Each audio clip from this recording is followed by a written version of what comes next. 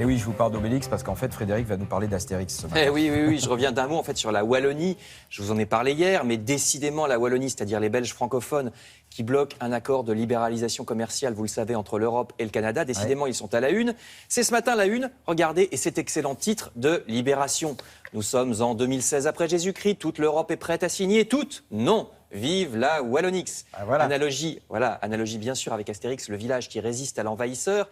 Et au-delà de la blague, c'est vrai qu'il y a de plus en plus dans tous les journaux de remise en cause du libéralisme et de la mondialisation. Même les journaux conservateurs, regardez le Figaro, parlent de cette remise en cause de la libéralisation de l'économie. Par exemple, en Pennsylvanie, vieille région industrielle aux États-Unis, c'est une des raisons pour lesquelles les ouvriers votent Trump. Parce que Trump a promis de lutter contre la mondialisation et de lutter contre les importations chinoises qui mettent au chômage les ouvriers occidentaux. Alors l'ennui, c'est qu'il dit n'importe quoi. Il ne dit pas comment il va faire, par exemple. Enfin, comment il ferait s'il était élu. Enfin, il dit qu'il va construire un mur, mais bon... Oui, enfin voilà, n'importe quoi.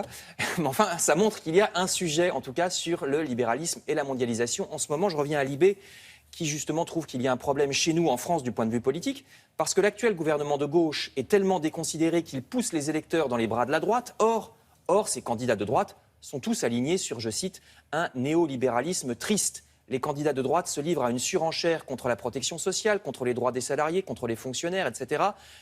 Or, beaucoup de sondages montrent que les électeurs ne veulent pas de ça, ne veulent pas de ce libéralisme, qui veulent pas de cette déréglementation.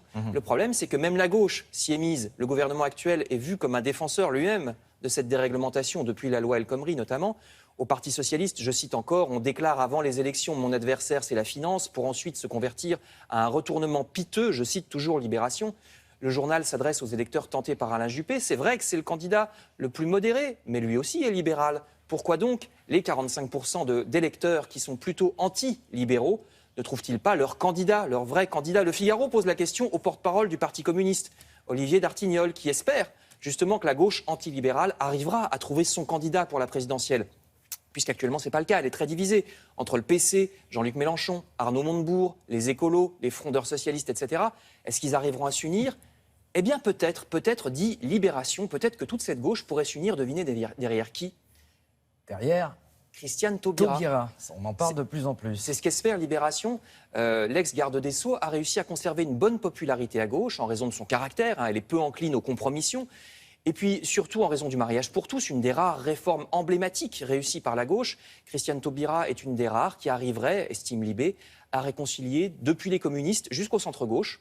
C'est en tout cas ce qu'estime le journal. Plusieurs responsables de gauche la presseraient en ce moment de se déclarer. On verra ce que ça donne. Ce qu'elle en pense, elle. Oui, veut-elle. Tout le monde parle beaucoup à sa place, mais peut-être souvent on cède à l'amicale pression de ses amis dans ces cas-là.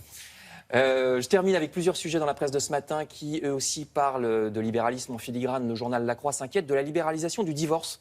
Vous savez que de plus en plus, la procédure de divorce est simple en France. Il y a de moins en moins l'intervention d'un juge. Alors c'est très bien, mais attention, est-ce que ça ne risque pas, dit La Croix, d'être moins protecteur pour l'époux le moins riche, celui qui n'a pas les moyens de se payer un bon avocat s'il n'y a plus de juge? Ça va se faire avocat contre avocat. Donc sans s'en rendre compte, eh bien, est-ce que la procédure express ne va pas vous bénéficier si vous êtes le riche et être contre vous si vous êtes le pauvre, vous voyez? Je crois savoir que s'il y a eu procédure express, vous pouvez ensuite quand même de toute façon revenir devant le juge. Donc, bon. Certes, mais enfin, en tout cas, la Croix trouve que ce n'est pas tout à fait juste. En tout cas, toujours sur le même thème, vous vous rappelez aussi, c'est toujours la libéralisation, mais celle des renseignements téléphoniques. Vous vous rappelez autrefois, je parle d'un temps que les moins de 20 ans ne peuvent pas connaître. Voilà, autrefois c'était un service public, on faisait le 12 au téléphone, et puis il y a eu plein de services différents, ça a été libéralisé, puis il y a eu Internet.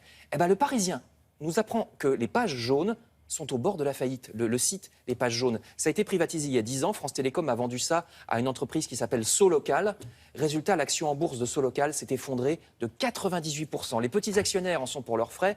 Il y a plus d'1 milliard d'euros de dettes. Le site Internet des Pages Jaunes va-t-il devoir fermer? Mystère. Merci beaucoup, Frédéric.